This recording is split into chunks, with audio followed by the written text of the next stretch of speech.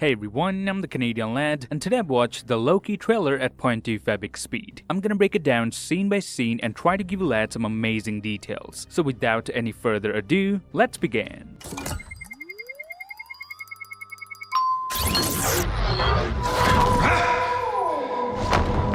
I know what this place is.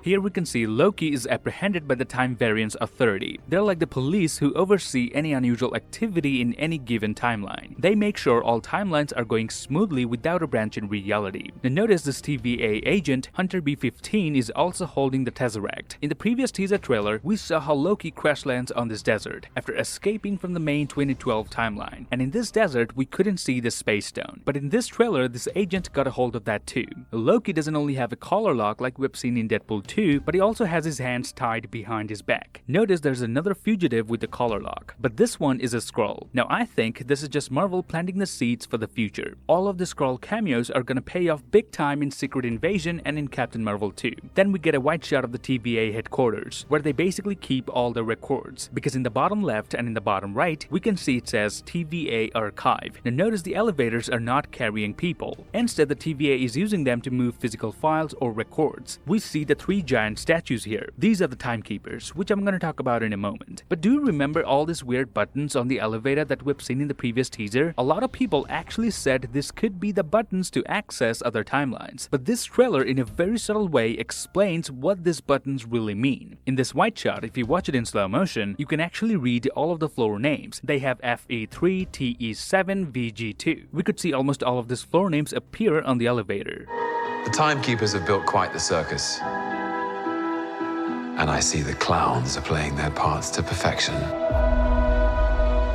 Here Loki addresses the Timekeepers by their names. Now the Timekeepers in the comics are the creation of He Who Remains, the very last director of Time Variance Authority. The Keepers would serve two purposes. First, they would be a gift to the future, teaching those of the next universal cycle how to avoid errors of the past. Second, they would serve as living batteries of chronal power. Now these are them in the comics, but it's gonna be exciting to see what they are in the MCU. Then we see this door. Now notice this golden door is designed with hourglass pattern, which essentially alludes to their own logo. Because if you take the V and the A from their logo and put it like this, it literally becomes an hourglass. Which makes sense because TVA has everything to do with time and the multiverse. Now above the door, we can see the words "for all time always," which is probably the motto of the TVA. We see Gugu Mbatha-Raw playing a TVA judge, Renslayer, and the Timekeepers are again visible behind her. Now all of these faces have the trademark line of Kang the Conqueror. Now I've said it before and I'll say it again. I really think Kang the Conqueror will appear in the show, or at least have a name drop. Well, he's gonna be a major part in Ant-Man Quantumania, so it only makes sense if Marvel sets the stage for him already. Loki then gets tried in Time Court number 3, and we can see Owen Wilson sitting in the back as well. Now kudos to the prop department, because they have made sure the TVA has the same patterned floors as they do in their walls. Now in this shot, Loki is probably waiting for his trial in the Time Court, but in the background we can see a poster that says "Behave or you'll get your clock cleaned," which essentially means if you don't behave and abide by the natural laws in your timeline, the TVA will definitely come for you and have you fix your own mess. Big metaphor guy. I love it. Makes you sound super smart. I am smart. I know. Okay. Okay.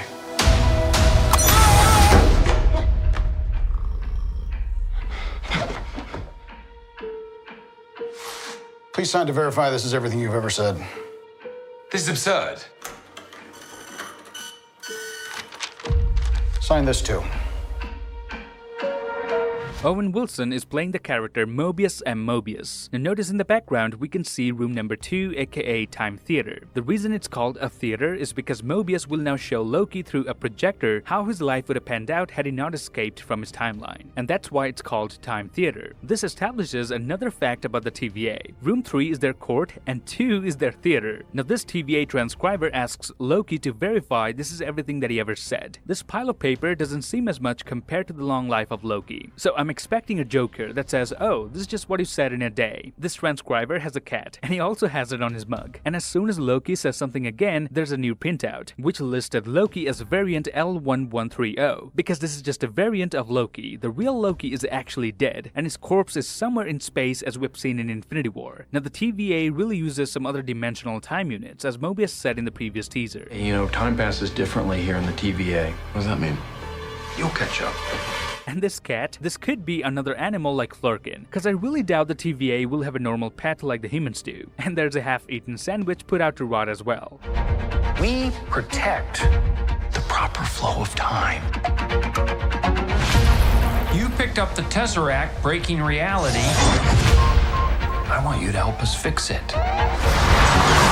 So Mobius says the TVA protects the proper flow of time, and in the beginning this monitor does show a proper flow of time, which slowly splits into other branches as soon as Loki escapes from his timeline. Now notice, even when the flow of time was normal, it still had a few bulges here and there. So I think because of the Avengers, the extraterrestrial beings, timelines are almost always affected, and that's why this bulges. But TVA only intervenes when someone breaks it and creates an alternate timeline. Mobius verbally acknowledges that Loki stole the Tesseract and broke reality. So now the TVA wants Loki to undo his wrongdoings. Coming back to this monitor again, you can see there are red lines on top and bottom. This might be an indicator to measure how dangerous the breach in reality is. Moving on. Why me? I need your unique Loki perspective.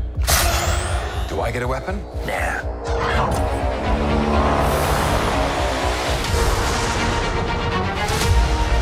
Loki asks why him, to which Mobius very cleverly says because we need your unique Loki perspective. Low-key perspective. So this pretty much makes it clear that they will deal with Lokis from other timelines. And who better to think like Loki than Loki himself? Now notice this TVA agent doesn't have his hands in a natural position. So I think Mobius holds a very high status at the TVA, and this might be some sort of a salute. The TVA then walks through this portal and comes out in a different place. That reminds me of this portal from Doctor Strange. Now this shot brings our first look at Loki's uniform that confirms he is a variant. But notice as they all walk in, none of the pedestrians notice them. So the TVA has this ability as well. We see the Roxxcart store. They spelled rocks with 2 X's, like the Roxxon Corporation in the comics. It is one of the largest energy conglomerates around the world. Now Roxxon has appeared in the MCU multiple times already. So in this timeline, they have probably expanded their business to retail. And if you notice in the background, you can see a flipped school bus, which we know from the set photos also belongs to Roxxcart. Another detail here is this holographic lady. I don't know why, but this does look like Agent Carter to me. Probably because of the hairstyle.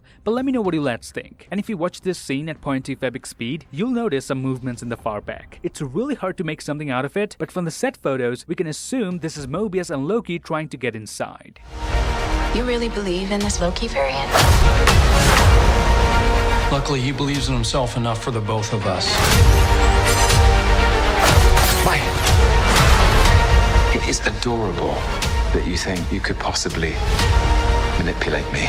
We then see this hooded figure fighting the chronomonitors inside the TVA HQ. Now this is Sophia DiMartino's character. She's definitely playing the female incarnation of Loki, cause in the previous trailer, we saw the boots and the fingerless gloves her character is wearing, which again, if you go back to the set photos, clearly indicates she is playing female Loki. And this might be the first time we see a regular clock. Anyway, Loki stands back on his feet, and behind him is a devastated New York, along with the broken Avengers Tower. This might be an alternate timeline where Loki came out on top instead of the Avengers.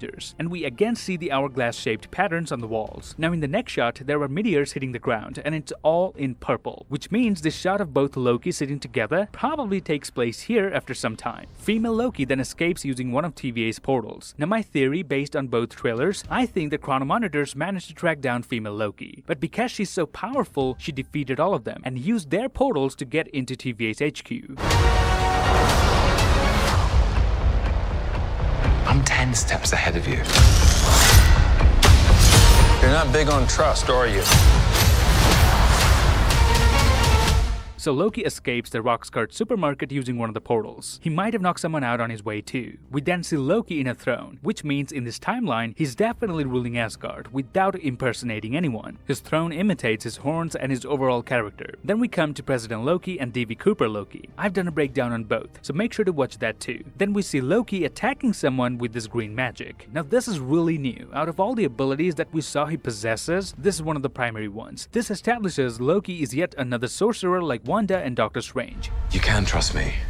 Loki, I've studied almost every moment of your entire life. You've literally stabbed people in the back like 50 times. Why never do it again?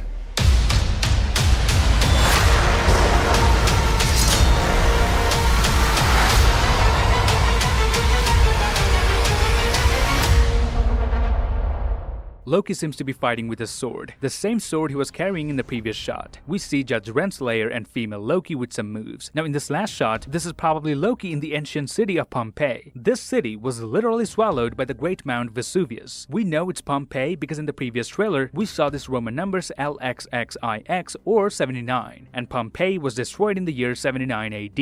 So just like D.B. Cooper, in this timeline, Loki might have been the reason behind this horrible incident. And that's it. These are the details I managed to find in this trailer. If you think I missed anything important, then please let me know in the comments. I think Loki is gonna be one of my favorites in the entire Phase 4. But keep in mind, this is a Loki without the character development he went through in Thor: The Dark World and in Ragnarok. But that makes him so much more mischief. So we Marvel fans are in for a treat. Now coming up next is my breakdown of Falcon and the Winter Soldier episode 4 at 0.25 big speed. And if you like this video, then please give me a thumbs up and grab the subscribe button if you haven't already. Follow me on Instagram and Twitter to get updates about my videos. Till then, I'll see you lads in the next one.